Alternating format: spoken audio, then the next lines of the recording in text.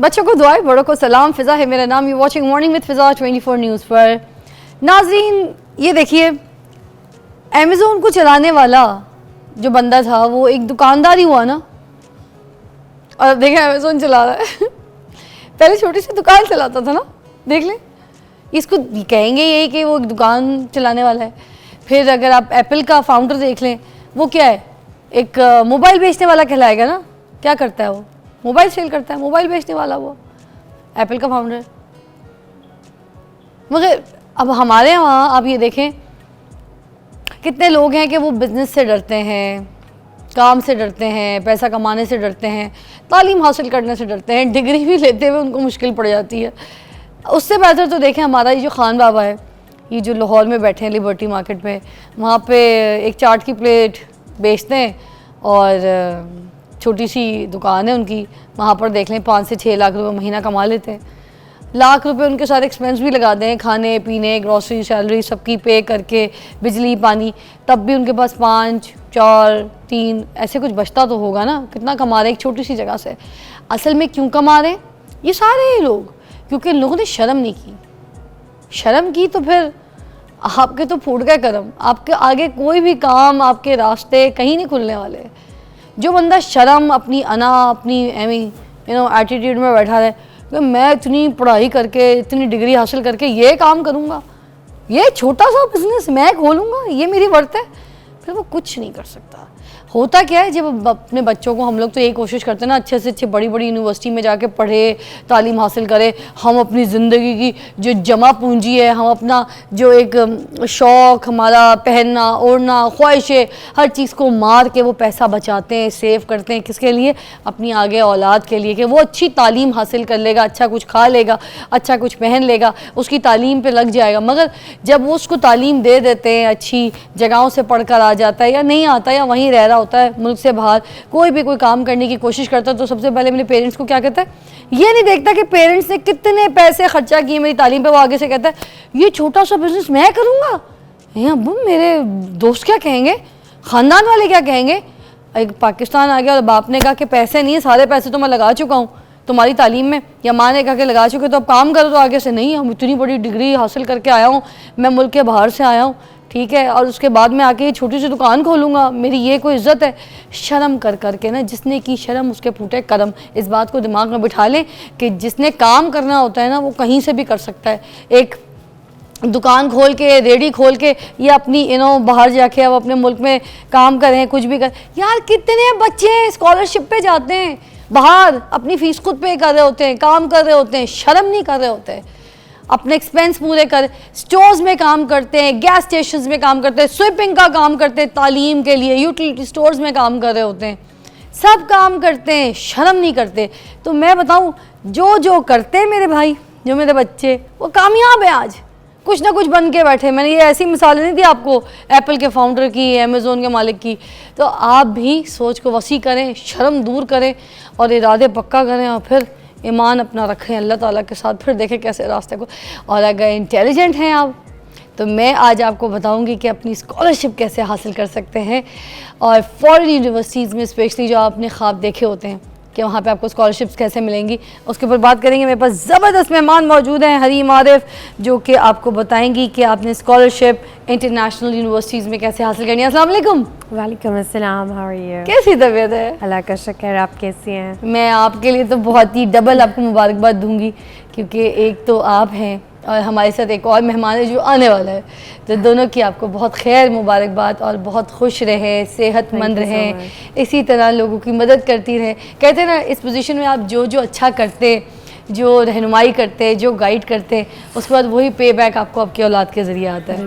तो आपका बहुत अच्छा वक्त है। हम सब के लिए भी दुआ कीजिएगा कि हम छोटी सी जो कोशिश करते हैं, हम जो प्रैक्टिस करते हैं यहाँ पर, वो सब लोगों को समझ आए।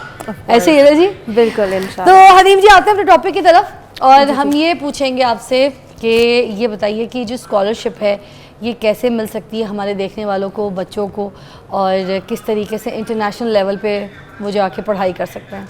अच्छा, स्कॉलरशिप्स के बारे में जनरली बहुत मिसकंसेप्शंस हैं हमारे यहाँ। एवरीबडी वांट्स कि बस वो किसी तरह फ्री बाहर पढ़ने चला जाए, and a lot of them are not really interested कि वो बाकी में बाहर पढ़ें भी। स्कॉलरशिप्स आपको दो तरह के होते हैं। स्कॉलरशिप्स आपको यूनिवर्सिटीज़ की तरफ से मिलते हैं, स्कॉलरशिप्स आपको मिलते हैं गवर्नमेंट्स की तरफ से मिलते हैं, ठीक है। जो यूनिवर्सिटी स्कॉलरशिप्स देती हैं जनरली वो फुली फंडेड स्कॉलरशिप्स नहीं होते। अच्छा, वो आपको पार्शियल स्कॉलरशिप देती है। जैसे अगर आप यूके जा रहे हैं फॉर एग्जांपल, तो आपको यूनिवर्सिटी अगर आप बैचलर्स में जा रहे हैं 1000-1500 तक का स्कॉलरशिप दे देगी। आपको मास्टर्स के लिए जा रहे हैं तो 2000-2500 तक का स्कॉलरशिप जनरली आपको इतना मिल जाएगा। अगर for example one of the top ranked universities, in fact the number 1 university in Ireland, Trinity जो है, उन्होंने 7000 का वो बेंचमार्क रखा हुआ है स्कॉलरशिप का। अभी तक हमारे यहाँ 5000 यूरोज़ तक का स्कॉलरशिप उन्होंने किसी को अवॉर्ड किया है, विच डज़ नॉट कवर एवरीथिंग, ठीक है। हाँ, आपको थोड़ा सपोर्ट हो जाता है एंड बहुत दफ़ा स्टूडेंट्स ये स्कॉलरशिप्स विन करते हैं, बाहर जाते हैं, वो साथ बिकॉज उनको वर्किंग आवर्स अलाउड होते हैं, they work and they simultaneously study और फिर वो अपने अखराजात खुद पूरे करते हैं, ठीक है। फिर कुछ आपके स्कॉलरशिप्स होते हैं जो फुली फंडेड होते हैं। जैसे वो यूजुअली जो स्कॉलरशिप्स होते हैं वो गवर्नमेंट्स की तरफ से होते हैं। आपके पास यहाँ पे लोकली भी HEC भी स्कॉलरशिप प्रोवाइड करता है। फिर उसके बाद आपके पास फुलब्राइट स्कॉलरशिप है जो US गवर्नमेंट की तरफ से है, वो USEFP यहाँ पाकिस्तान में देता है। USEFP की तरफ से मिलते हैं, United states education foundation Pakistan, ठीक है। और उसके अलावा जैसा अगर आप UK आजकल ओपन भी हैं शेवनिंग के स्कॉलरशिप्स, अगर आप UK जाना चाह रहे हैं तो शेवनिंग स्कॉलरशिप्स हैं, आप उसके थ्रू अप्लाई कर सकते हैं। अभी भी सेम क्राइटेरिया यूरोप से अलग होने के बावजूद UK की यूनिवर्सिटीज़ का? Sorry, come again. यूरोप से अलग होने के बावजूद UK का भी क्राइटेरिया यही है यूनिवर्सिटीज़ का? जी जी, जो शेवनिंग जो यूरोप के स्कॉलरशिप्स हैं वो अलहदा है, ठीक है।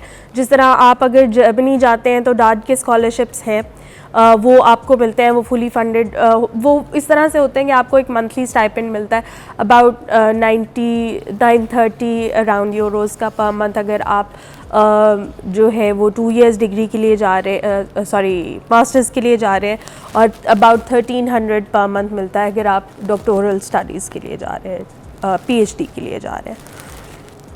तो वो वेरी करता है फ्रॉम कंट्री टू कंट्री।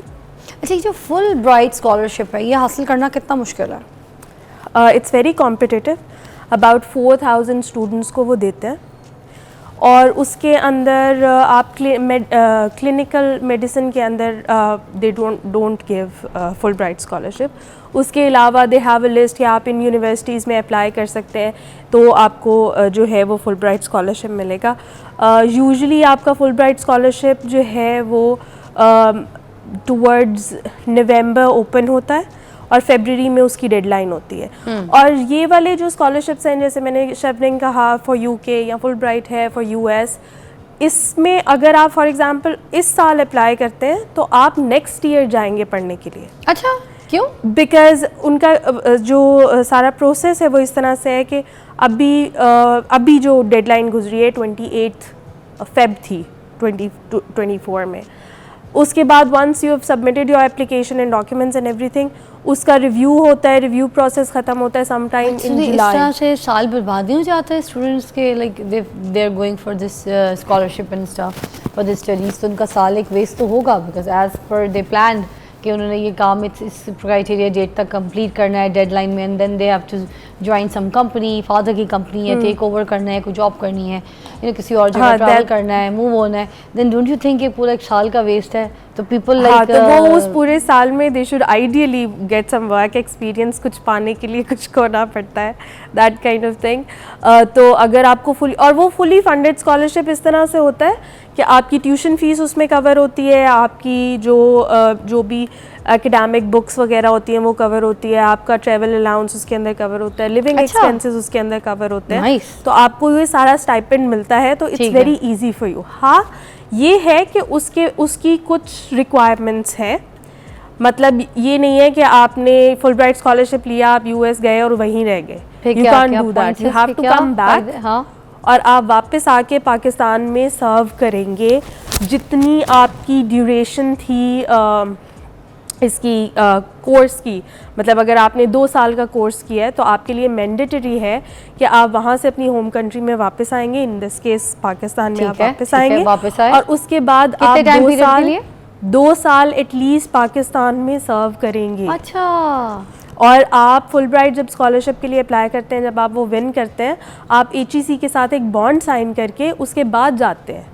अच्छा, तो ये नहीं है कि आप वहाँ गए और उसके बाद आप गायब हो गए और ये वो 2 साल के लिए that वापस cannot- वो आपको भेजते भी हैं कि वो यहाँ आपको पर भेजते अपने हैं। ठीक है सर्व करें अपने मुल्क Exactly. में, एंड देन यू शेवनिंग में भी यही है, शेवनिंग में भी अच्छा, यही एक ब्रेक है। लेनी पड़ेगी, ब्रेक के बाद हम इसी चीज़ को डिस्कस करते हैं, बिकॉज आई वांट कि जितने लोग देख लें वो इंटरनेशनल जो ये एक्सपोजर है, जो ये स्कॉलरशिप है, इसको किस तरह से हासिल करना है, किस तरह से अप्रोच करना है, ये आप जान सकें एक ब्रेक के बाद।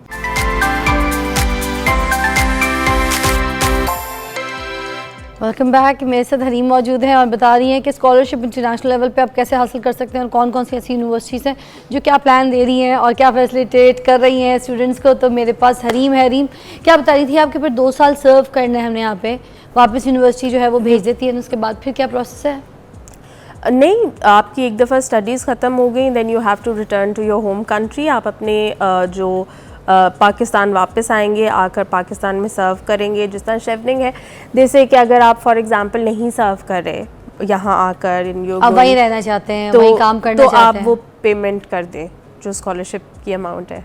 अच्छा, तो बिकॉज ब्रेन ड्रेन आम ज़बान में ये इस तरह से है कि आप एक मुल्क में रहते हैं, उसके सारे रिसोर्सेज यूज़ करते हैं, सारी ज़िंदगी आपने पाकिस्तान से लिया, खाया, सारा कुछ किया, अपनी इवन बेसिक एजुकेशन भी यहाँ से हासिल की, एंड आपने मुल्क के रिसोर्सेज यूज़ किए, और उसके बाद जब मुल्क को सर्व करने का टाइम आया आप बाहर चले गए। ठीक है, तो ये वाली चीज़ को generally is not very looked kindly upon के बहुत अच्छे से नहीं देखा जाता।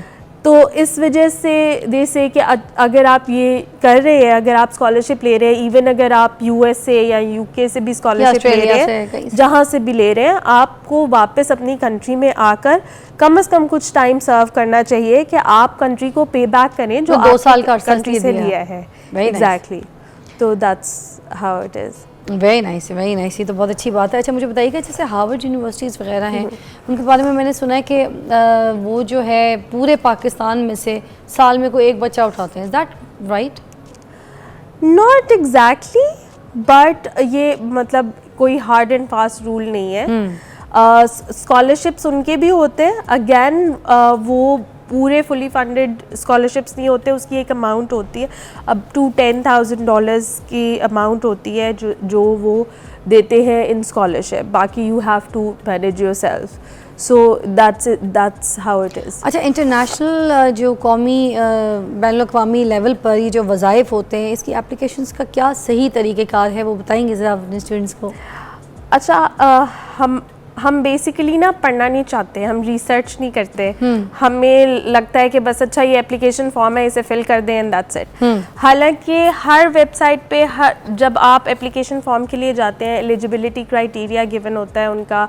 बहुत दफ़ा आप किसी ऐसे डिसिप्लिन में अप्लाई कर रहे होते हैं जहाँ पर वो स्कॉलरशिप एप्लीकेबल नहीं होता, और इस वजह से people get rejected. So one of the most important thing, और ये क्राइटेरियाज चेंज होते रहते हैं, तो इट्स वेरी इम्पॉर्टेंट कि अगर आप अप्लाई कर रहे हैं किसी भी स्कॉलरशिप के लिए, तो आप पहले देखें कि आप क्या उस एलिजिबिलिटी क्राइटेरिया पे पूरा उतर रहे हैं, क्या आपका कोर्स जिसमें आप जाना चाह रहे हैं उस पे वो स्कॉलरशिप एप्लीकेबल है, जिस यूनिवर्सिटी में आप जाना चाह रहे हैं वो यूनिवर्सिटी क्या उनकी लिस्टेड यूनिवर्सिटी के अंदर आती है या नहीं आती। Because a lot of times इस तरह की छोटे छोटे माइनर एरर्स होते हैं जिसकी वजह से आपकी एप्लीकेशन रिजेक्ट हो जाती है। और अब एक नई जो ये ChatGPT और AI की वजह से आपकी एप्लीकेशन रिजेक्ट हो जाती है, क्योंकि हमारे यहाँ लोगों को लगता है कि अच्छा मैंने ऐसे लिखना है, I will go and use AI, और वहाँ से मैं कॉपी पेस्ट करके तो अपनी एप्लीकेशन प्रोसेस भेज दूँगा, और ये प्लेजरिज्म डिटेक्ट हो जाता है। अच्छा, और बहुत सारे लोग प्लेजरिज्म को ख़त्म करने के लिए ये करते हैं कि बीच में से डिफरेंट वर्ड्स के सिनोनिम्स निकाल के तो उसको रिप्लेस कर देते हैं उन वर्ड्स को, उससे प्लेजरिज्म ख़त्म नहीं होता। आप ऐसे प्लेजरिज्म नहीं ख़त्म कर सकते, you have to write it yourself. अब तो इतने टूल्स हैं कि आप उसमें इंग्लिश चेक कर सकते हैं एंड सो ऑन। अगर आप फुल ब्राइट के लिए फॉर एग्जांपल अप्लाई कर रहे हैं तो उसमें तो आपको लैंग्वेज एग्ज़ाम देना होता है। पहले you had to do TOEFL, अब कोविड के बाद से दे आर एक्सेप्टिंग डुओलिंगो, जो आप घर बैठे दे सकते हैं। It's a very economical exam, it only cost $45। अच्छा, उसके बाद आपके पास शेवनिंग जो है वो आपसे नहीं रिक्वायर करता कि आप कोई आइल्स, टोफल एक्सेट्रा कुछ भी करें, मगर जो आपकी एप्लीकेशन है उसके अंदर आपने ऐसे लिखना होता है और सारा कुछ उसकी इंग्लिश चेक होती है। तो अ लॉट ऑफ टाइम्स वो स्टूडेंट्स जो बहुत जिनका GPA भी अच्छा होता है, अपने जो भी रिस्पेक्टेड फील्ड है उसके अंदर बहुत अच्छा कर रहे होते हैं। मुझे लास्ट ये भी बता दीजिए कि कौन कौन सी डॉक्यूमेंटेशंस हैं जो ज़रूरी रिक्वायर्ड होते हैं फॉर दिस एप्लीकेशन, ताकि वो बच्चे जो भी हैं जो प्लान कर रहे हैं they will arrange their documents before they you know. हर स्कॉलरशिप के अंदर डॉक्यूमेंट्स फ़र्क होते हैं जनरली, लेकिन आपकी जो ट्रांसक्रिप्ट्स या डिग्री है वो रिक्वायर्ड होती है। एंड अगर आपकी lot of times dual nationality है तो फिर आप एलिजिबल नहीं होते अप्लाई करने के लिए, बिकॉज अगर वो डेवलपिंग कंट्रीज़ के लिए है, पाकिस्तान के लिए, तो you have to be a Pakistani citizen for that. फिर उसके बाद आपके जो एप्लीकेशन फॉर्म होता है वो रिक्वायर्ड होता है, एजुकेशन डॉक्यूमेंट्स रिक्वायर्ड होते हैं, एंड आप जिस यूनिवर्सिटी में अप्लाई कर रहे हैं वहाँ से आपका ऑफ़र लेटर आना ज़रूरी होता है। अच्छा, that is important. Exactly.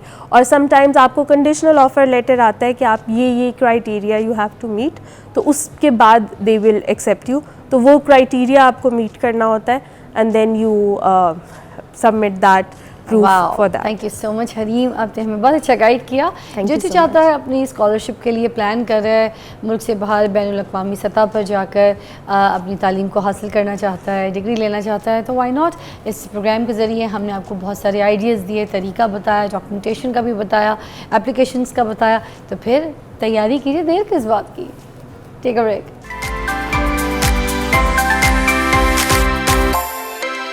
Welcome back, you watching morning with Fiza. नाज़रीन, बहुत से लोग हैं, हम मुझ समेत शायद, हमसे ना चीज़ें बैलेंस नहीं होती। समटाइम्स हम अजीब से हो जाते हैं, घबरा जाते हैं, हाथ पैर छोड़ देते हैं, ज़िंदगी हार बैठते हैं, मतलब इस तरीके की हरकतें करते हैं कि ना हम अपने काम के रहते हैं ना घर के रहते हैं। फॉर एग्ज़ाम्पल, हमें समझ नहीं आता कि हमने अपने काम को कैसे बैलेंस करना है, हमने अपने जो घर है उसमें अपना टाइम कैसे मैनेज करना है, मतलब वर्क लाइफ और हमारा घर का टाइम, इन दोनों को हमने बैलेंस कैसे लेके चलना है, तभी तो हमारी ज़िंदगी अच्छी चलेगी ना। मैंने देखा है कुछ लोग दो शादियां कर लेते हैं, दोनों बीवियों को बैलेंस कर रहे होते हैं। मेरे गेस्ट यहाँ पे बैठ के हंसते हैं, ज़बरदस्त गेस्ट है, ज़बरदस्त गेस्ट हैं, मोटिवेशनल स्पीकर भी हैं, ब्रिगेडियर रिटायर वहीदुज़्ज़मान साहब। सो ऑनर्ड, आपने हमें टाइम दिया और आज आप अपने लफ्ज़ जो हैं, अपनी बातें जो हैं हमारे से शेयर करेंगे, और आपकी वजह से बहुत लोग जो है ना यहाँ पे सीखेंगे, एक्सपीरियंस हो जाएंगे अपने लाइफ में, अपने वक्त को मैनेज करना सीख लेंगे। Thank you for your time. Thank you very much.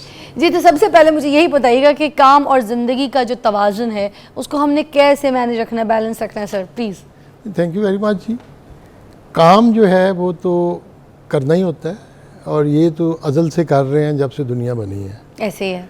Family भी है, लेकिन जो पिछली कुछ अरसे से एक स्ट्रक्चर में चेंज आई है। मिसाल के तौर पे जॉइंट फैमिली थी, बेगम को लुक आफ्टर करते थे, या बेगम भी लुक आफ्टर करती थी अपने ससुराल को, बच्चे भी थे। एक तो वो सिस्टम ख़त्म हो गया। दूसरा जो बदकिस्मती से हुआ है वो ये हुआ है कि अब हालात ऐसे बदले हैं कि अब मियाँ बीवी दोनों को काम करना पड़ रहा है। ठीक है। जब अकेले काम करते थे तो ये होता था कि घर बीवी ने संभालना है, काम मियाँ ने से करना है, कमाई करनी है। अब इसको मैं इनकरेज करता हूँ, इसलिए मैं खुद कहता हूँ कि जब पढ़े लिखे लोग हैं लड़कियाँ तो दे मस्ट वर्क। मेरी दोनों बहुएं जो है, एक इंजीनियर है, डॉक्टर है, काम करते हैं, तो हमें कोई हर्ज नहीं है, हम सपोर्ट भी करते हैं। लेकिन आज से 50 साल पहले अगर ये सवाल आप करती तो उसका और जवाब था। आज के दौर में उसका और जवाब है। अच्छा, आज के दौर में हमें ये देखना है, टाइम के हिसाब से भी सिनेरियो बदला है। बिल्कुल बदला है। अब ये है कि अब जो वक्त गुजरता चला जाएगा, अब मियाँ बीवी दोनों को काम करना पड़ेगा। ठीक पीछे है। रह गए बच्चे। For living they both have to work. They both have to work. Living के अलावा मुल्क में कंट्रीब्यूट भी तो करना है ना अपनी उसको। अगर कोई पढ़ी लिखी बच्ची है तो उसने जंग इस तो नहीं मुल्क की लगा ना। तरक्की के लिए भी तो काम करना है हाँ ना, कर ठीक है सकते ना। हैं, बिल्कुल, वेरी नाइस, गुड अप्रोच। बाकी रहे बच्चे, बच्चों को स्कूल में डालना है या डे केयर में डालना है, ये बड़ा इंपॉर्टेंट है। जहाँ आपने बच्चों को छोड़ के आना है आपको पता होना चाहिए बच्चों के साथ हो क्या रहा है। सर मैं जरा पास आके आपकी बात सुनती हूँ, आपकी बच्चों- बातें ज़रा इंटरेस्टिंग है। तो बच्चों को छुट्टियाँ भी होती हैं, जी ठीक है, और छुट्टियों में बच्चों ने किसके पास होना है? हाँ दादा दादी के पास भेजना है, नाना नानी के पास भेजना है, ये सारे पहले तो पॉइंट्स आप उनको देख लें। ठीक है, सही हो ये गया। इम्पोर्टेंट चीज़ें होंगी। बाकी जहाँ तक ताल्लुक़ है हमारा, हम बदकिस्मती से अपने काम को घर तक ले आते हैं। अच्छा, मैं इस चीज़ का काम कायल को हूँ। घर तक ले आते हैं, थोड़ा एक्सप्लेन कीजिएगा सर, क्या कह रहे हैं? मैं ये कहूँगा कि काम को आप काम की जगह पे छोड़ के आ जाएं। अच्छा, ठीक है, जो उधर- भी हम बैंक में जॉब कर रहे हैं या आप टीचर जहाँ भी हैं, हैं, अच्छा, आप वहाँ काम को आईटी के डिपार्टमेंट में आप कुछ भी हमने काम किया उसको वहाँ छोड़ना है आप उसको मुकम्मल करें दिमाग से। नहीं उधर उसको जहाँ बाज़ औक़ात लोग होते हैं ना कि घर आ गए एंड बस फर्ज की आपने टीचर की बात की है, आएंगे फिर ट्यूशन करनी शुरू कर देंगे। हाँ, अच्छा मैं डॉक्टर हूँ, फौज में रहा हूँ 29 साल, और भी जगहों पे रहा हूँ, मुल्क से बाहर रहा हूँ, तो फिर आप प्रैक्टिस पे चले जाएंगे। अच्छा ठीक जब है। आप प्रैक्टिस आके शुरू कर देंगे और रात के 2 बजे तक बैठे रहेंगे तो आप इंसाफ तो नहीं कर रहे। ये मैं एक क्वेश्चन कर रहा हूँ ना। ठीक, मेरे सही कह- ज़माने के उस्ताद तो ट्यूशन नहीं पढ़ाते थे, सही कह रहे हैं, ठीक ठीक है है ना। ठीक वो है इसी तरीके से आप बैंकर हैं, ठीक है। बैंकर ने बदकिस्मती से 8 बजे तक काम करना है, हाँ ठीक है। ऐसे ही है, सुबह जाएंगे 8 बजे 9 बजे जाएंगे, रात 8 बजे तक बैठे रहेंगे, बिल्कुल सर। ठीक है। लेकिन ये चीज़ मैंने बरतानिया में तो नहीं देखी, अच्छा ठीक है ना। बैंक के 8 घंटे हैं अपने काम करने। ठीक है। अच्छा दुकानदार है, वहाँ पे आप देखेंगे तो वहाँ पे शाम 5 बजे सारी दुकानें बंद हो जाती ऐसे ही है बिल्कुल। हैं, मास व फार्मेसी के, बाकी सारी दुकानें फूड बंद के या उनके जो शराब खाने वो है, बाकी सब बंद हो जाते हैं। दुरुस्त, बिल्कुल सही। हैं। मेरे यहाँ पे हमने एक तो चीज़ों को खुद उलझाया है, उसको हमने काम को मतलब हमारी ज़िंदगी में सुबह कोई काम या कोई चीज़ शुरू हो गई है, वो हमने सारा दिन रात तक बिस्तर तक अपने पास लेके जानी है, और जहनी भी और फिजिकली भी। आप देख लीजिए, जब भी आप कभी बिजली की वजह से कहीं 9 बजे बंद कर दें दुकानें, 8 बजे कर दें, कितना शोर होता है। अच्छा बरतानिया में मैंने जैसे कहा 5 बजे दुकानें बंद हो जाती हैं, ठीक। एनर्जी भी सेव हो रही है। हाँ लोग वीकेंड पे शॉपिंग करते हैं, लोग आते हैं, दुकानदार भी घर आके एंजॉय करते हैं। सही, बिल्कुल सही। तो एक चीज़ तो ये है कि हमें जो ऐसे आपने फरमाया है, बड़ी अच्छी बात की थी, वो है टाइम मैनेजमेंट। अब थोड़ा सा ये प्रैक्टिस भी बता दें, क्योंकि हम बात सॉल्यूशंस पे भी कर रहे हैं। आपने देखे अभी बरतानिया की मिसाल देखें, यहाँ पर कितना अच्छा बताया कि काम से उठना है तो काम को वहाँ छोड़ के उठना है, बिल्कुल। फिर उससे कोई ताल्लुक। उसी तरह हमें ये भी ज़रा देखने वालों को समझा दें, घर से निकलते वक्त जो रात भर की चिक चिक होती है मियाँ बीवी के आपस में, घर की परेशानियाँ, सुबह बेगम देती हैं बिल जमा कराना है, वापसी में तुमने दही लाना है, ये मसाला लेके आना है, गोश्त कटवा लेना, ऐसे 10 किस्म के और भी मसले होते हैं मर्द हजरात को, ये तो बात है आपको पता। फिर वो चीज़ क्या ऑफिस लेके जानी चाहिए? मोस्टली मर्द लेट भी पहुँचते हैं, आपको पता है। You are right. फिर लेकिन ये डिप्रेशन में फिर वो बंदा काम कैसे करेगा? फिर ऑफिस वर्क तो सही नहीं करेगा, बॉस भी गुस्सा करेगा, अपना 100% तो नहीं दे रहा, but he is taking salaries. आप सही कह रहे फिर हैं। बात ये हुई है कि कुछ चीज़ें तो मैनेज हो रही हैं जो आइंदा हो जाएंगी। जैसे आपने बिल का कहा है, बिल तो अब ऑनलाइन पे हो जाते हैं, ठीक है ना। ठीक है और उसके अलावा बहुत सारी चीज़ें, ग्रासरी, अब ऐसे भी लोग हैं जो ग्रासरी आपको ला देते हैं, ठीक है, 1 कॉल पे आ जाती होती One है। call पे आ वेरी जाती, नाइस, ठीक है ना। बिल्कुल आप- प्रैक्टिकल बात कर ठीक रहे है हैं ना। आप। सही। आप गोश्त भी जो है फ़ोन कर दें, हाँ मैं भी इसी तरह करती हूँ, मेरी चीज़ें जो है 1 कॉल पे आ जाती होती है। जब आप रेगुलर एक जगह से चीज़ ले रहे होते हैं, आपका उनसे बड़ा ताल्लुक बन जाता मैं है, वापसी आपकी पे- बात समझते हैं वो, बिल्कुल आपकी बात सही मैं है। वापसी पे ले लूँगा, हाँ ऐसे बात है, बिल्कुल सही है। होगी बात। तो ये चीज़ें जो है ना, पहले तो आप इसको मैनेज करना सीखें। मतलब हम अपनी ज़िंदगी को, आप कहेंगे सर कि ज़बरदस्ती का खुद ही अपने ऊपर लोड डालते हैं, हम ये दिखाने के लिए कि हम बहुत काम कर रहे हैं और अपने ऊपर फिक्र व फाका ज़बरदस्ती का रखते हैं, जबकि अपनी लाइफ को हम खुद ईजी नहीं कर रहे हैं। आप ये कहना चाह रहे हैं? देखिए मैं मई जून में 1.5 महीना अमेरिका में था, मुझे कुछ यूनिवर्सिटीज़ में लेक्चर्स के लिए और चीज़ों के लिए बुलाया हुआ, मैं गया हुआ था बेगम के साथ। ठीक।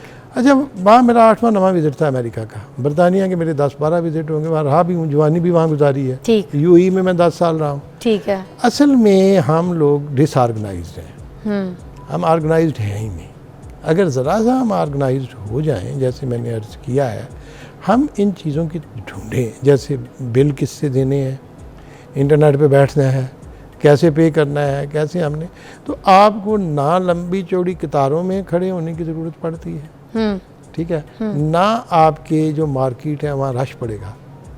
आप जाएं ना, मैंने बताता हूँ, आपने अगर जाना है तो पार्किंग भी तो करनी है ना, फिर ये भी डर है गाड़ी को मार ना जाए, ऐसे ही ये भी तो स्ट्रेस चल रहा है, ठीक है ना। लेकिन अगर आप इस तरीके से मैनेज करें कि चीज़ें आपके घर आ जाए, क्या बात है। फ्यूल की कमी, वक्त की बचत, असल में तो सारी कीमत मुझे लगता है सर, पैसा सब दौलत सारी आपकी जायदाद तो असल आपका वक्त है। सही बात है। इसमें बात असल में ये है, अब मैं थोड़ी सी फ़िलासफ़ी की बात करूँगा जी प्लीज़। तो मेरा इकबाल याद, इकबाल ने कहा है कि किसी ने दोष देखा है न फरदा, अच्छा, फ़कत इमरोज़ है तेरा ज़माना, आहा, ना किसी ने आने वाला कल देखा ना जाने वाला, वाह, तुम्हारा ये टाइम है, आहा, ठीक है। इस वक्त को आपने किस तरीके से मैनेज करना है, और अनफॉर्चुनेटली हमारी ज़ुबान जो है उर्दू और पंजाबी, इसमें कल के लिए, कल आने वाला कल भी है, जाने वाला टाइम है ही नहीं। वाह वाह। और एक छोटी सी ब्रेक लेनी है, ब्रेक के बाद इसी वक्त पे बात करेंगे। एक और बात भी है कि जैसे हम मेहनत कर रहे होते हैं ना, हम कहते हैं यार कोई रिज़ल्ट ही नहीं है, वही कहानी चल रही है, कहानी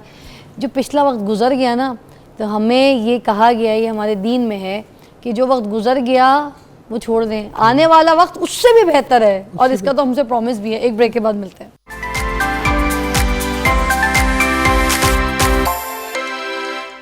ब्रिगेडियर रिटायर वहीदुज़्ज़मान साहब हमारे साथ मौजूद हैं, मोटिवेशनल स्पीकर हैं, और आज हमें बता रहे हैं कि हमने अपने वक्त को किस तरह से यूटिलाइज़ करना है, चाहे काम के लिए हो, दोस्तों के लिए हो, अपने घर के लिए हो। सर मैं यहाँ पे एक और चीज़ भी पूछना चाहूँगी, जो हम अपने घर जब जाते हैं, हम छोड़ दें, ये मेरे भाई जब घर जाते हैं तो अपने बेगमात को कैसे टाइम दें, और जो बेगमात भी काम कर रही हैं और वापस घर आती हैं, दो लोग आपस में एक साथ ही घर एंटर हो रहे हैं, और फिर घर का जो माहौल है वो आपस में एक दूसरे को, जो उनका सोशल टाइम है, घूमने फिरने का टाइम है, अच्छा रोमांटिक टाइम है, वो सब किस तरह से यूटिलाइज़ करना है, प्लीज़ ये भी ज़रा गाइड कर दीजिए। देखिए ये हालात पे बड़ा मैं अगर आपको थोड़ा सा तजुर्बा अपना बताऊं तो आप हैरान भी होंगी। मैं 3 बरस पेशावर में पोस्टेड रहा, मैं उस ब्रिगेडियर था, बेगम साहब पिंडी में थी, बच्चे पिंडी में थे। अब मुझे इजाज़त थी सिर्फ महीने में 1 दफ़ा पिंडी आने की। अच्छा, ठीक है ना, 1 दिन की छुट्टी, 1 दिन 2 दिन छुट्टी, और घर आना है, आके चले जाना है। हाँ, अब करते ये थे कि नेक्स्ट वीकेंड पे मेरे बच्चे अपनी माँ को लेके मेरे पास आ जाते थे। अच्छा, वीकेंड गुजारते थे, मज़े करते थे, उसके बाद बेगम को छोड़ जाते थे। ठीक है, वो 1 हफ़्ता वो उस माँ के बगैर रहते थे, हाँ, 1 हफ़्ता उनकी माँ मेरे पास रहती थी, और अगले वीकेंड फिर आ जाते थे। अच्छा, फिर अगला वीकेंड आ जाता था। हाँ। अच्छा, मैं ये बता रहा हूँ कि हाउ यू मैनेज, और वो जो आती थी हफ्ते के लिए, उसकी वो एंजॉयमेंट होती थी, शॉपिंग, ठीक है, वो कपड़े खरीद रही हैं, बाकी चीज़ें खा रही हैं, पी रही हैं, घर के सारे जो है ना मसाले, वो वेकेशन टाइम ही वो होगा आप लोग ये का। है कि जब आप दूसरी जगह पे पोस्टेड हैं तो हाउ यू मैनेज, ठीक, यस, ये बहुत इंपॉर्टेंट है इस चीज़ को समझना। दूसरा ये है कि आप अगर उसी जगह हैं जहाँ पोस्टेड हैं, बेगम आपकी आई हैं बेचारी थकी आ रही, आप भी आए हैं थके आ रहे, तो आप कुछ टाइम दें, आप बैठ जाएं एक दूसरे के पास, चाय वाय पिएँ, टीवी देखें, गपशप लगाएं, फिर अब बच्चों के जो है देखें उनकी क्या है प्रॉब्लम्स, बच्चे पढ़ रहे हैं नहीं पढ़ रहे, पर बच्चों को लेके मैंने, चूँकि मैं पर्शियन में PhD भी हूँ, मेरा ईरान भी आना जाना रहा है, उस कौम में एक बड़ी अच्छी चीज़ है कि हफ्ते में 1 दफ़ा बच्चों को लेके माँ ज़रूर पार्क में जाती है। अच्छा, और महीने में 1 दफ़ा वो पार्क में जाके पिकनिक बनाते हैं, खाना पका के ले जाते हैं, अपना कारपेट बिछाते हैं, वहाँ बैठते हैं और पिकनिक करके वापस आ जाते हैं। ओह क्यूट, नाइस। हमने ये चीज़ नहीं की, हाँ, ठीक है, पार्क हों भी हाँ, तो हम बच्चों को नहीं लेके जाते, क्यों नहीं लेके जाते ना, हमारी कल्चर नहीं है ना यहाँ का। वहाँ पे जैसे मैंने कहा ना कि सर पार्क नहीं लेके जाते इसलिए तो अस्पताल भरे हुए हैं, पार्क सारे जो है आप देखें वीरान है, खाली है, मैदान खाली है, और हमारे जो अस्पताल है वो भरे हुए हैं। वहाँ पे बेचमन रफ्तन बाग जाना ज़िंदगी की एक बहुत अहम ज़रूरत है। जैसे आपने खाना खाना है ना, आपने पार्क भी जाना है, और मज़े की बात है बच्चे फूल को तोड़ते भी नहीं हैं, फूल को देखते हैं, सूंघते हैं, ठीक है, नदी के किनारे जाते हैं, आ जाते हैं, बड़े एंजॉय करके फ्रेश होते हैं। ऐसी है ना, और माएँ बच्चों को लेके जा रही होती हैं, बच्चों को लेके आ रहे थे, बाप भी पीछे पीछे होता है। अच्छा, ये मैं आपको बताता हूँ कि आपने एंजॉयमेंट को बढ़ाना कैसे है, हाँ, ठीक है ना। वीकेंड है, वीकेंड में भी पैसा तो आपका नहीं लगता, बच्चों के साथ आप थोड़ी सी आउटिंग, आप करीब 3 जगह पे चले जाएं, थोड़ा सा उस माहौल से बाहर निकलें जो चख चख वाला माहौल है। और इंसान को जब वो उसका नेचर के साथ कनेक्शन होता है, हाँ, आप सारी नेचर के वर्ड्सवर्थ साथ की क्या कनेक्शन में क्या फ़ायदा होता है? आप देखें वर्ड्सवर्थ की सारी शायरी पढ़ें। आप जब चले जाएं बाग में, बुलबुल चहचहाएगी, फूल नजर आएंगे, दरख्त हिल रहे होंगे, आवाज़ ऊंचे ऊंचे पहाड़, आबशार, समंदर, दरिया, लेक्स, बच्चे घूम रहे हैं आपके सामने हैं, हंसते हैं, और बच्चों की खेलते हैं, खुशियाँ आ जाते हैं, बैठ जाते हैं। हमने अपनी ज़िंदगी से इस चीज़ को निकाल दिया। है। तीसरी चीज़ जो मेरे ख्याल में हमारा सबसे ज़्यादा वक्त लेती है हाँ वो हमारे खाने हैं। हाँ, हम इस तरह पकाते हैं, आय हाय, ठीक है, जीते हैं खाने के लिए, मरते हैं खाने के लिए। अच्छा अंग्रेज़ों को देखें, उनके खाने बड़े आराम से पक जाते हैं। सब्जियां उबाली, हाँ एक ब्रेड ली, हाँ मक्खन लगाया, खा लिया। हाँ, नहीं भी उबाली कच्ची खा लेते हैं सब अच्छा, खुशी मैं से। क्या करता था, मैं इंग्लैंड में हफ्ता एक 3 महीने अकेला रहा बेगम के आने से पहले। हफ्ते का पका के फ्रिज में रख लेता था पोटलियाँ, एक एक निकाली, डेली खा ली। हाँ। ठीक है, अब ये चीज़ है कि इसको आपने किस तरह मैनेज करना है। क्या सारा दिन ख़वातीन ने चूल्हे पे खड़े रहना है? चूल्हे पे। अच्छा, मैं एक और चीज़ यहाँ पे ऐड करना चाही थी, आपसे पूछना चाही थी, आप बता सकते हैं बेहतर। ये जब मर्द हजरात आते हैं और हमारी जो घर की औरतें होती हैं, जो बच्चे भी पाल रही हैं, सास ससुर को भी देख रही हैं, सारा दिन काम कर रही हैं, अपना तैयार होने तक का उनके पास टाइम और वाकई नहीं होता। चूल्हे पे हांडी जलती हुई छोड़ के तो नहीं कोई नहा सकती।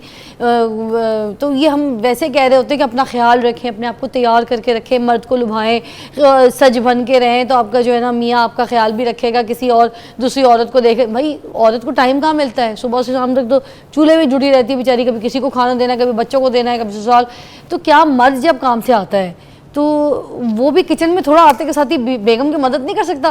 क्या कर रही हो, कभी प्लेट धो दी, कुछ काट दिया, चाय बना दी, या उसको कुछ बोला कि तुम बैठो मैं तुम्हें शेक बना के देता हूँ, तुम थक गई हो? कितनी को देर लग जाती है, ब्लेंडर में ढर ढर ब्लेंड हो गया, दे दिया। डोंट यू थिंक थोड़ा सा इस प्रैक्टिकल से भी, एक इस एक्शन से भी अच्छा हो जाएगा? मर्द जो किचन में नहीं जाते, एक अना है हमारे पाकिस्तान में, मैं उठ के पानी लूंगा, मैं चौधरी, तो मैं अड्डे पियोदा, मैं जाके पानी पीऊंगा। ये सब अगर हम नॉर्मलाइज कर लें, व्हाट डू यू थिंक? 85 में मैं जून में गया इंग्लिस्तान, बेगम साहब सितंबर में आई बच्चों को लेके। एक बच्चा 1.5 महीने का था, एक 2.25 साल का, एक 3.5 साल का। ठीक, बड़ी मुश्किल बेचारी इस्लामाबाद से बैठी जहाज़ पे, इस्तांबुल उतरी, फिर एम्स्टर्डम, फिर लंदन से मैंने लिया, आई। फिर मैंने कहा सो जाओ, सारी रात जागती। फिर मैंने खाना बनाया। आप हैरान होंगी कि जब उठी हाँ, तो बड़े अच्छे बहारी कबाब मैंने बनाए हुए, और रोस्ट चिकन, और बड़ा अच्छा सैलेड, हाँ, और साथ आइसक्रीम थी। ओए, और जब मैंने प्रेजेंट की तो मुझे कहती हैं कहाँ से लाए हो? देखें आप। मैंने कहा मैंने बनाया। तो कहते हाँ। मेरा मियाँ तो बहुत सुगड़ हो गया। देखें। अच्छा, मैंने सीखा हाँ, और बड़ा अच्छा बनाना सीखा, अब भी मैं बना लेता। अच्छा, अच्छा, मकसद ये है कि ये जो हमने डिवीजन की हुई है ना, चूल्हे पर उसने खड़े होना है, हाँ, मैंने कुछ नहीं करना। हाँ, एक तो ये है। दूसरा, मैं एक और रिक्वेस्ट करूँगा कि हम अपने खाना बनाने में इतना टाइम ज़ाया ना करें। अपनी लाइफ को इजी हेल्दी खाना, लाइफस्टाइल नॉर्मल करें। देखिए ना, हम जब थे यूएई में 10 साल रहे हैं, मैं और मेरी बेगम, बहुत सारी चीज़ें आपको टिन्स मिल जाते हैं।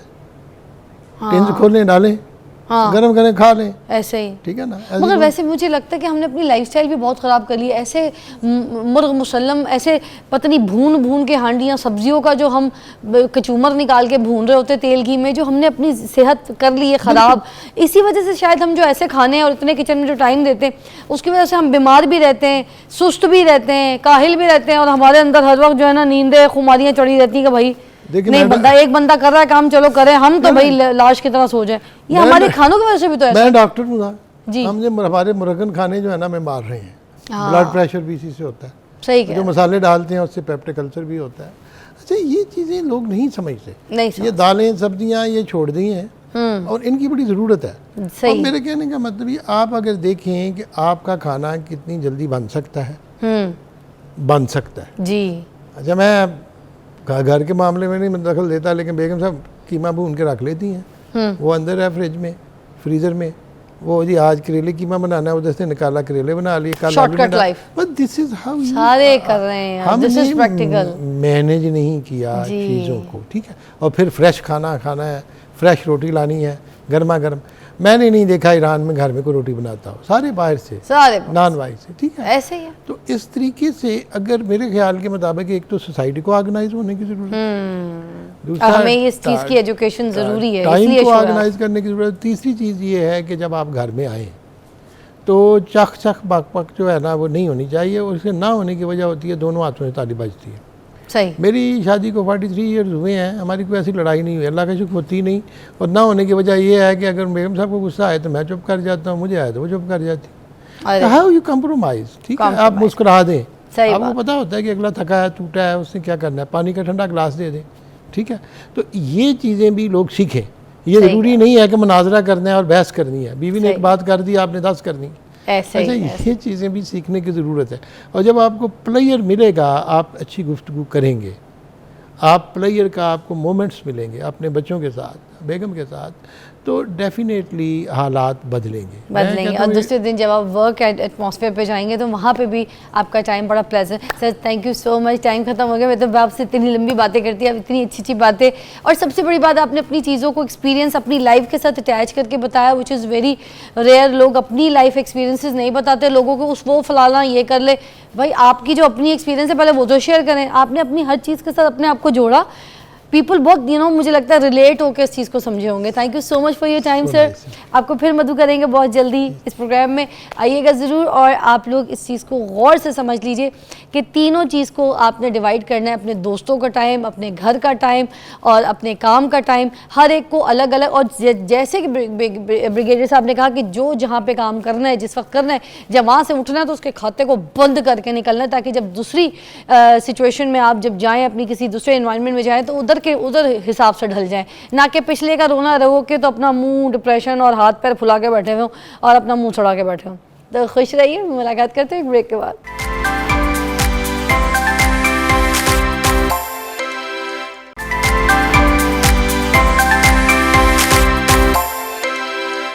Welcome back, you watching morning with Fiza. नाज़रीन, अभी हम बात करेंगे फंगल इन्फेक्शंस के ऊपर। पे हमारे साथ मौजूद हैं हमना बाबर जो कि डर्मेटोलॉजिस्ट हैं, पहले भी हमारे शो पे आ चुकी हैं। आज हम मधु किया है फंगल इन्फेक्शंस के बारे में जानने के लिए। अस्सलाम वालेकुम। वालेकुम अस्सलाम। You're looking pretty and I like your purse. Thank you very much. Thank you. क्या क्लासी पर्सेस लेती हैं आप, लास्ट टाइम भी बहुत अच्छा लाई थी Exactly. और इस बार भी for sure. Thank you very much. तो आज हम बात करेंगे फंगल इन्फेक्शन के ऊपर। मुझे बताइए ये होता क्या है? ऑल राइट, आजकल क्योंकि मानसून का वेदर है, हमारे पास हाई इन्फ्लक्स ऑफ पेशेंट्स है in OPD with a variety of infections. उसमें से सबसे ज़्यादा कॉमन है फंगल इन्फेक्शंस, इसलिए it's a very good choice for the topic. और फंगल इन्फेक्शन आपने बहुत कॉमनली देखा होगा, रिंग वर्म लोग इसको कहते हैं, विच इज़ अ मिसनॉमर। इसकी प्रेजेंटेशन इस तरह से होती है कि रिंग लाइक होता है, स्किन के ऊपर बनता है रेडिश सा, एक रैश बनता है, फिर सेंट्रली क्लियर हो जाता है तो एक रिंग बन जाता है छोटे छोटे दानों का, जिसको लोग आमतौर पे रिंग वर्म कहते हैं, उर्दू में ददरी कहते हैं। ददरी, अच्छा ददरी, जी जी, that is the fungal infection. Okay, ringworm is a misnomer क्योंकि किसी वर्म के काटने से नहीं होता, वो गलत इस्तेलाह शुरू से इस्तेमाल हो रही है, but it is basically a fungal infection. ये ज्यादातर तो वो जो इधर उंगलियों के सेंटर में भी कुछ है ना, white itching skin. Exactly, you got there.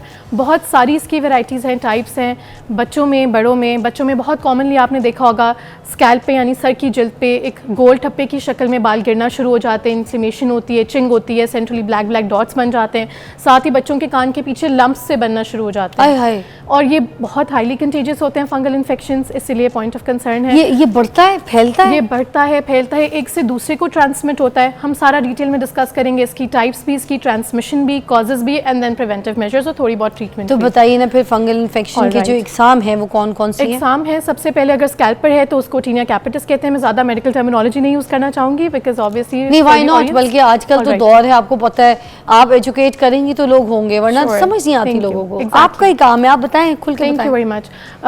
Scalp पे अगर हो उसको टीनिया कैपिटिस कहते हैं। बॉडी के ऊपर आ जाए, ट्रंक पे यानी कि फ्रंट ऑफ द चेस्ट पे, बैक पे, लेग्स पे, आर्म्स पे, उसको हम टीनिया कॉर्पोरिस कहते हैं। इसी तरह फ्लेक्शरल एरियाज यानी कि आर्मपिट्स पे या इनग्वाइनल एरिया पे हो तो उसको हम टीनिया क्रूरिस कहते हैं। आर्मपिट्स वगैरह पे भी आ जाए तो कितनी इरिटेशन होती है, वो सरफेस जो स्किन की रब कर रही हो आपस में, वहाँ पर ये बहुत कॉमन होता है। इसी तरह पाँव की उंगलियों के दरमियान आपने देखा होगा वाइटिश मैसरेशन हो जाती है, गल जाती है उंगलियाँ, जिसको कहते हैं आमतौर पर जो लोग बहुत लंबे ड्यूरेशन तक सॉक्स पहन कर रखते हैं, सिंथेटिक सिंथेटिक मटेरियल की, पसीने की वजह से, वो भी फंगल इन्फेक्शन होता है। इसके अलावा नेल्स में आपने देखा होगा येलोइश डिस्कलरेशन हो जाती है, नेल्स ब्रिटल हो जाते हैं, थिकनिंग हो जाती है नेल्स की। मेरी एक तो nails का उंगली भी में infection मुझे होता है। लग रहा था कि हो गया वो, मैंने नेल्स लगाए हुए थे ना आर्टिफिशियल नेल्स, तो मगर मैंने हटा दिया फ़ौरन, फिर वो पूरा नेल ही मुझे काटना पड़ा, काफ़ी छोटा हुआ भी हुआ है। मगर मुझे सिर्फ डर और खौफ ही था। बट वैसे क्या नेल में होता है ये जो हम नेल में होता आर्टिफिशियल है, नेल्स बहुत कॉमनली होता है, very फंगस लग resistant जाती है? ट्रीटमेंट होता है, बिल्कुल लग जाती है।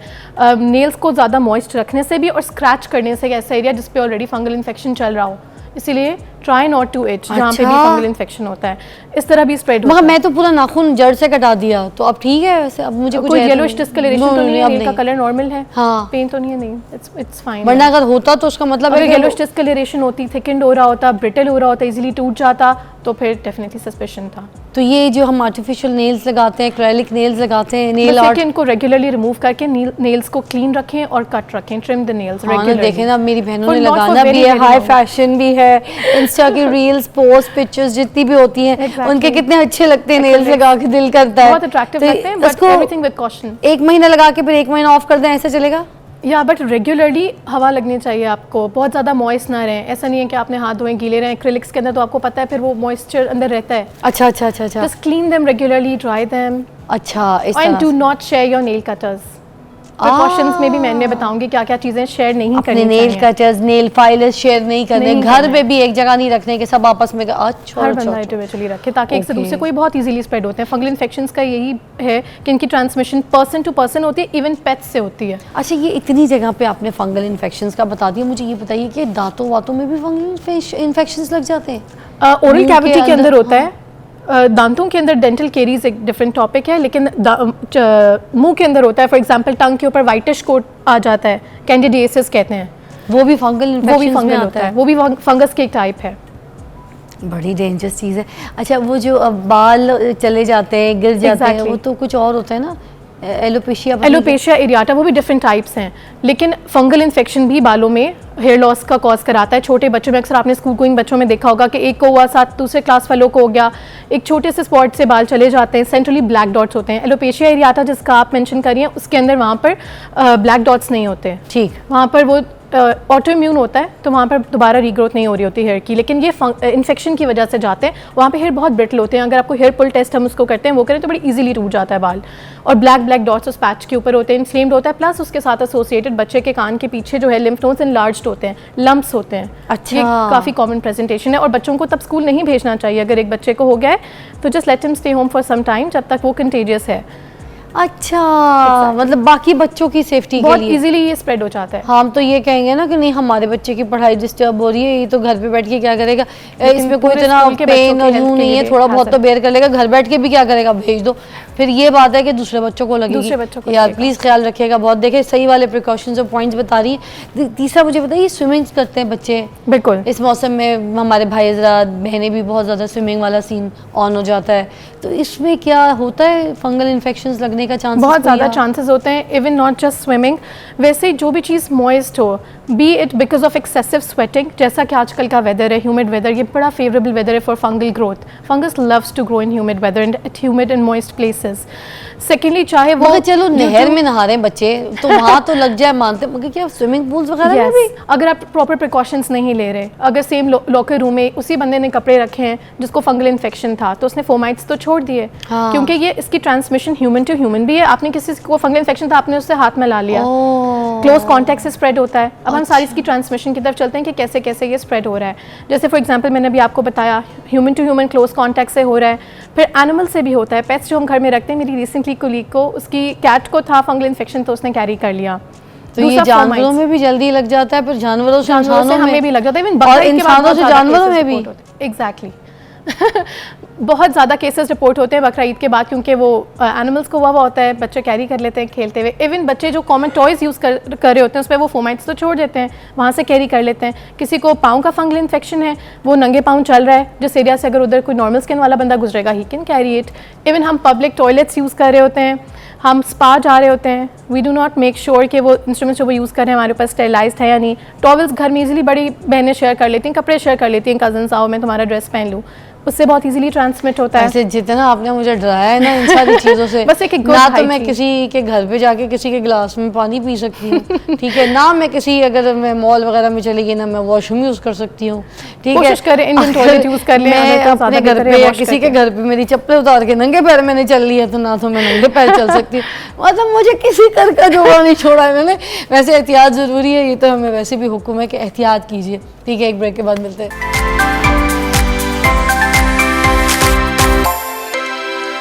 Welcome back, you watching morning with Fiza. हम बात कर रहे हैं फंगल इन्फेक्शंस के ऊपर, और मैं अब जानना चाहूँगी कि फंगल इन्फेक्शंस की क्या अलामात होती हैं। जब स्टार्ट में शुरू होता है किसी भी तरीके से, उसमें क्या सिम्टम्स होते हैं, अलामात क्या होती है पेशेंट को? एक रेड कलर का सर्कुलर सा रैश बनता है, वो ग्रेजुअली साइज में बड़ा होता है, सेंट्रली क्लियर हो जाता है और फिर एक रिंग बच जाता है। वो रिंग एक क्लासिक प्रेजेंटेशन है फंगल इन्फेक्शन की, इसीलिए उसको रिंगवर्म भी मिसनॉमर। इसका कोई वैक्सीनेशंस कोई ऐसी चीज़ नहीं है जो बंदे वैक्सीनेशन करा नहीं ले है, तो क्योंकि इजी एक तो रहे? Fungus is very slow to grow and very slow to treat. Even nails का मैं आपको बताई थी कि ट्रीटमेंट इसलिए मुश्किल होता है क्योंकि नेल्स 6 मंथ्स और 1 ईयर के पीरियड तक ग्रो आउट करते हैं पूरा आपके नेल बेड से, तो उतना ही टाइम उसकी ट्रीटमेंट में लग जाता है। It takes very long time to treat अगर नेल पर हो जाए। ऑलराइट, हम अभी डिस्कस कर रहे थे ट्रांसमिशन, और हम इसकी कॉजेज़ करते हैं कि होता किस तरह से। फॉर एग्जांपल अगर हम नॉर्मल बंदा है, अगर वो बहुत उसको एक्सेसिव स्वेटिंग हो रही है, या वो अगर शावर लेकर आया ड्राई नहीं हो रहा प्रॉपर्ली, ड्राइंग हम नहीं करते सर्दियों में, गर्मियों में हमें बड़ा अच्छा लगता है कि गीले गीले बॉडी पे कपड़े पहने और ठंडी हवा लगे। फिर आपने देखा होगा आजकल जो बाइकर्स हैं वो भी शाफ्ट थाइस की बहुत कंप्लेन कर रहे होते हैं कि उनको भी रैश हो रहा होता है। इसी तरह जो लोग बहुत लंबे सफ़र पे ड्राइव कर रहे होते हैं, जो लेदर की सीट होती है उसमें भी मॉइस्चर ट्रैप होकर उस स्किन को अफेक्ट कर देता है।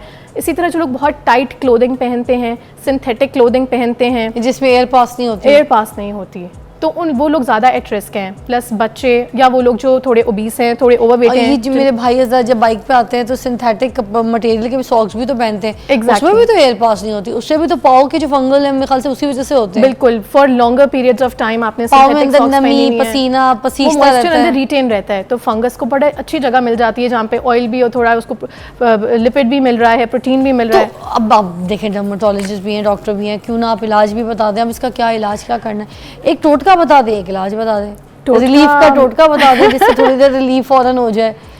टोटका से ज़्यादा मैं प्रिकॉशंस ही बताना चाहूँगी, क्योंकि फंगल इन्फेक्शन ऐसी चीज़ है जो कि अगर मिस ट्रीट हो जाए तो वो बहुत ज़्यादा। तो क्या एंटी एलर्जी की गोलियाँ खा सकते हैं इसके लिए?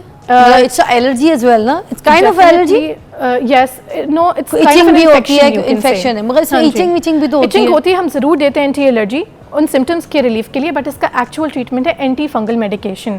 इसी के साथ मैं बताना चाहूँगी कि कुछ लोग बहुत commonly over the counter steroid creams लगा लेते हैं, हाँ, which is a big no in fungal infection, जो कि ना सिर्फ उसकी वो क्लासिक पिक्चर को चेंज जो मरकरी से भरी और सल्फेट से फ्री होती है, भरी होती है। स्टेरॉइड क्रीम्स बड़ी commonly over the counter available होती हैं, 300, 500, 400 वाली, बीटासोल सॉल्ट्स वाली, ठीक है, जो आपने देखा होगा फार्मूला क्रीम्स भी मिक्स करके हमारे घर में वो वाली हेल्पर्स हैं वो लगा रहे होते हैं, वो नहीं, exactly those kind of creams. वो ना सिर्फ इनकी पिक्चर को चेंज कर देती हैं, जो इनकी क्लासिक सर्कुलर पिक्चर है रिंग लाइक, और डिफिकल्ट टू ट्रीट भी कर देती हैं। वो 1-2 दिन के लिए तो बड़ा अच्छा लगता है जी, इन्फ्लेमेशन सेटल हो गई है, बट वो इतना वाइड स्प्रेड फिर पूरी बॉडी के अंदर डिसेमिनेट हो जाता है और बहुत डिफिकल्ट टू ट्रीट हो जाता है। तो never put steroid creams on any patch you see which is ring like. क्या फंगल इन्फेक्शंस जानलेवा भी हो सकता है? Yes, there is a type जिसको ब्लैक फंगस कहते हैं। Yes, there is a type black fungus जिसको कहते हैं, कोविड में बहुत कॉमन हुई थी, जो कि आपके इस वाले एरिया में होता है, नोज के अराउंड, वो आपके ब्रेन में स्प्रेड हो जाता है फिर ब्लड सर्कुलेशन के थ्रू, लेकिन that is very very rare. वो उन लोगों में होता है जिनकी इम्यूनिटी बहुत लो किसी और वजह से, कोई और डिजीजेस चल रही हो, हमारी यहाँ पे औरतों की इम्यूनिटी तो कम है, खाली जिनको साथ ऑलरेडी डायबिटिक हो, कोई और ऑटो इम्यून डिजीज चल रही हो, या इम्यूनिटी लो हो किसी वजह से, ये फंगल भी हो सकता है। It can be lethal also, but ये जो कॉमन हम फंगल इन्फेक्शंस की बात करें जो आजकल इनकाउंटर करते हैं, दे आर नॉट लीथल अगर आप उनको सही तरीके से ट्रीट कर दें इन टाइम। अच्छा, क्या फंगल इन्फेक्शन को पहले ही रोका जा सकता है कि हो ही ना हमारे बॉडी के किसी भी जगह पे? एहतियात तो आपने पैसे बता दी सारी, मगर एक ये अगर कोई तरीका बता दे कि हम हो ही ना, हम पेशेंट बने ही ना उसके। एग्जैक्टली, गुड हाइजीन स्किन की बहुत सी डिजीज़ से बचा सकता है हमें। रोज़ाना नहाएं, आजकल का जैसा मौसम है गर्मी है, बेशक 2-2 मरतबा नहाएं दिन में। लूज़ फिटिंग वाले कपड़े पहने, कॉटन के कपड़े पहने लॉन के, जिनमें से एयर इजीली सर्कुलेट हो सके।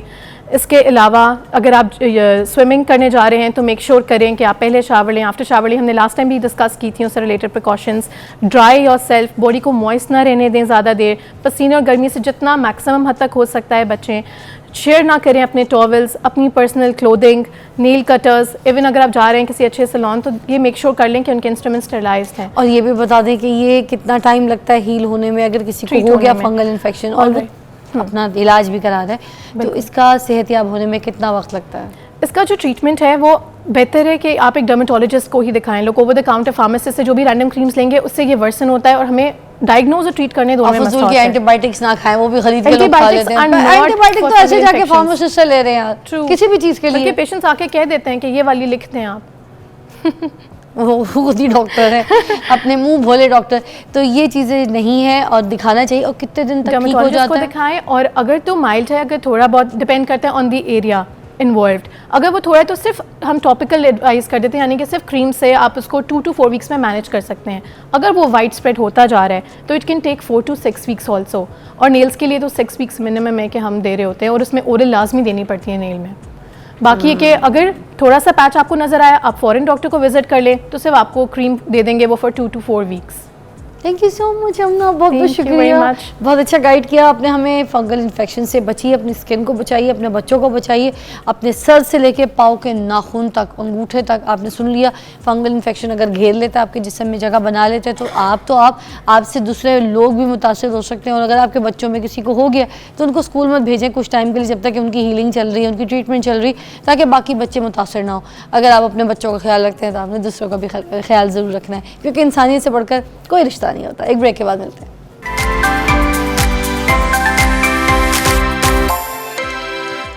Welcome back, you watching morning with Fiza. नाज़रीन, मेरे पास ज़बरदस्त किस्म के गेस्ट हैं, बहुत अच्छा टैलेंट है। मैं हमेशा से कहती हूँ जो मेरा प्लेटफॉर्म है ना, ये मेरे लिए नहीं है, ये मैंने सिर्फ और सिर्फ आपके लिए सजाया। और यहाँ पर जितने भी पाकिस्तान में ऐसे मेहनती, ऐसे टैलेंटेड बच्चे हैं, मैं उनको ये प्लेटफॉर्म जो है मैं कहती हूँ मैं डेडिकेट करती हूँ। ये उनके नाम है, ये उनके लिए, ये शो उनके लिए जो इतने होनहार, इतने ज़हीन, इतने मेहनती, इतने टैलेंटेड हो। मेरे पास है बाकर, पूरा नाम बताएंगे क्योंकि मैं ज़रा सरप्राइज़ देना चाहती हूँ। जिस नाम के साथ आपका नाम जुड़ा है वो आपके उस्ताद भी हैं। आप अपना नाम बताइए।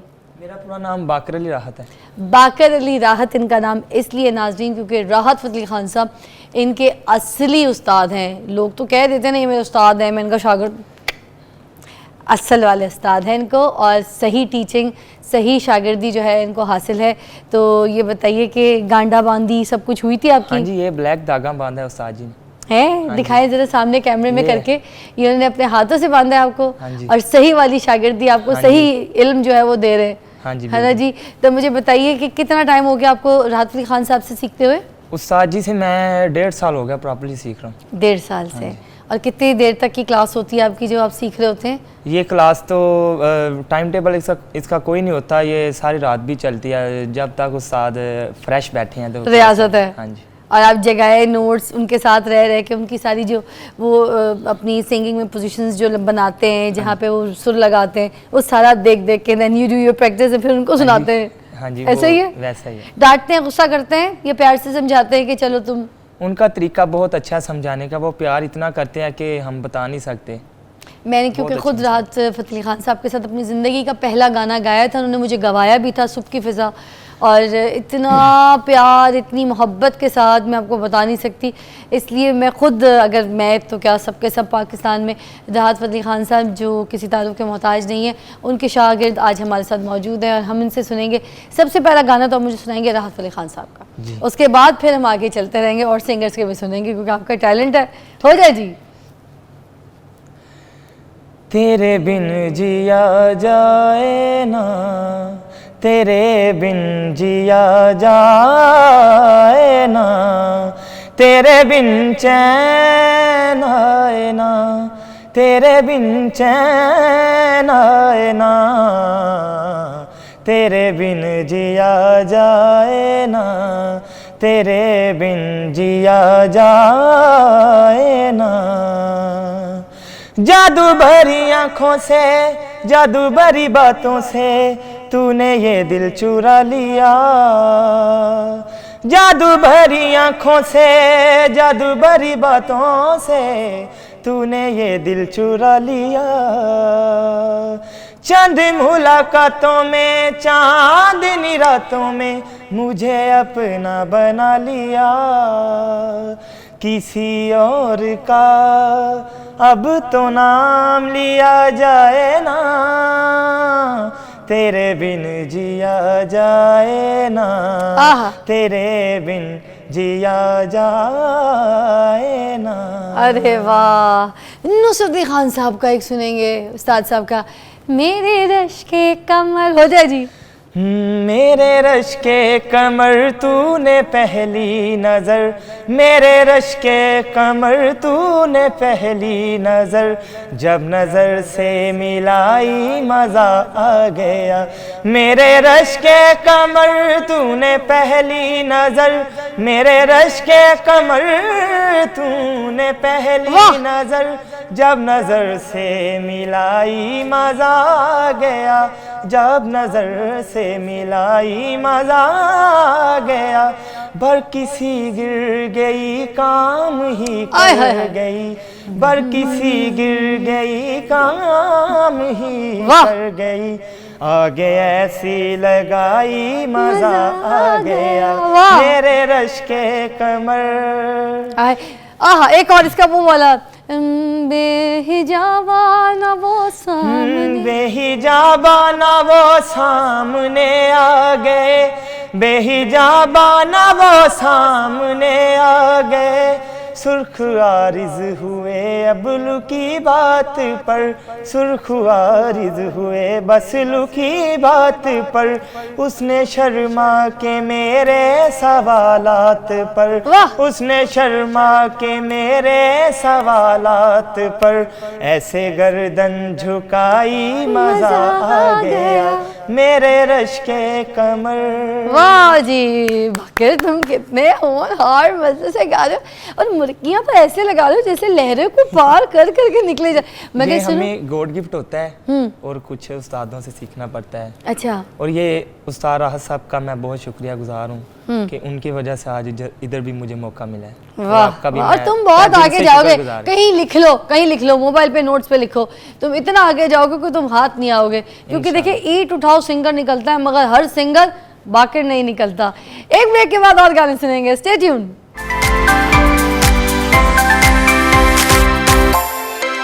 Welcome back, you watching morning with Fiza. मेरे साथ बाकिर मौजूद हैं और ये है शागिर्द राहत फजली खान साहब के, और असली सही शागिर्द हैं, गांडा भी पहने हुए हैं और सही क्लासेस ले रहे हैं। क्या गा रहे हैं, क्या लहरों में बहा रहे हैं हमें अपने सुरों में।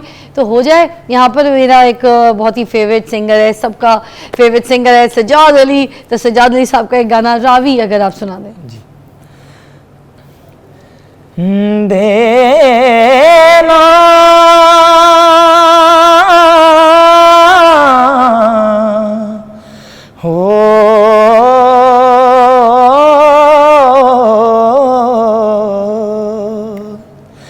जेथों कदी रावी लंघ जावे, हयाती पंजाबी बन जावे।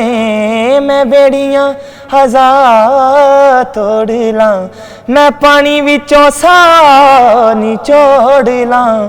जेथों कदी रावी लंघ जावे हो।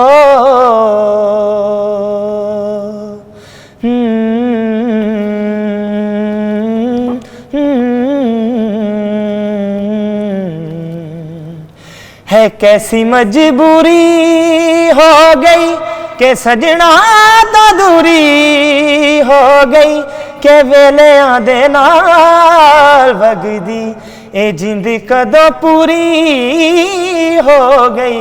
बेगाने अंधिरा मोड़ के मैं अपनी मुहार मोड़ लां।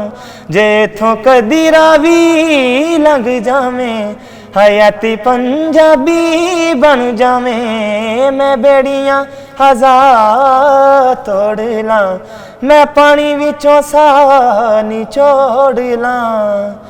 है रावी लंघ जावे हो।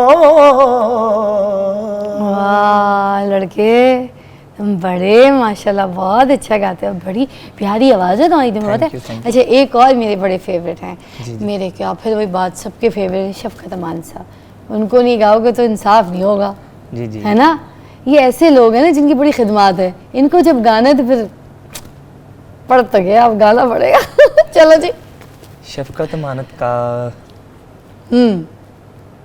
ये भी बहुत सारे हैं, तो ये भी गा सकते, अखियाँ तो ओले ओले, कोई सा भी गा लो, खमाज गा लो इनका, खमाज गा लो, इतना अच्छा गाओगे तो आते। नहीं, मैं बेसिकली ये गाता हूँ उस्ताद जी को ही ज़्यादातर, हाँ और मैं चाहता हूँ कि उस्ताद जी का ही ज़्यादातर मैं गाऊँ। मगर ये भी हमारे फेवरेट है। मैं तुमसे मैं इसलिए सुनना चाह रही हूँ, मैं चाहती हूँ ये टैलेंट तुम्हारा पूरी दुनिया देखे, खमाज हो जाए। मैं चाहता हूँ नेक्स्ट सुना दूँ। हाँ इसके बाद नेक्स्ट, मगर तुमने सुनाना है मुझे शफ़क़त अमान, ठीक है। वैसे तुम कोशिश। पॉप भी गाते हो, थोड़ा सा डिफरेंट स्टाइल भी गाते हो, आतिफ असलम भी गाते हो, अली ज़फ़र टाइप ये वाले भी गाने गा लेते हो। मैं थोड़ा सा ना वो सुनाता हूँ आपको, प्यार झूठा था जताया ही क्यों, ऐसे जाना था तो आया। हो जाए प्यार है।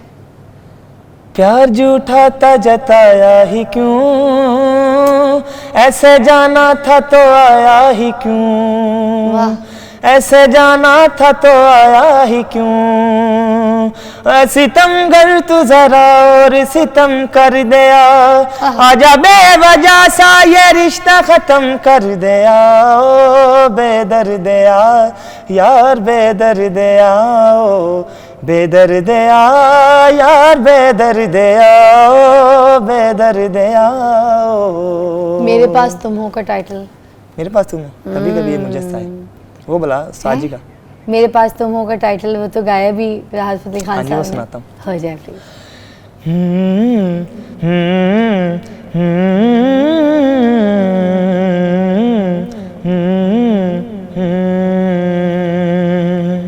कभी कभी ये मुझे सताए, कभी कभी ये रुलाए, फ़कत मेरे दिल से उतर जाइएगा, फ़कत मेरे दिल से उतर जाइएगा, बिछड़ना मुबारक बिछड़ जाइएगा, जीना है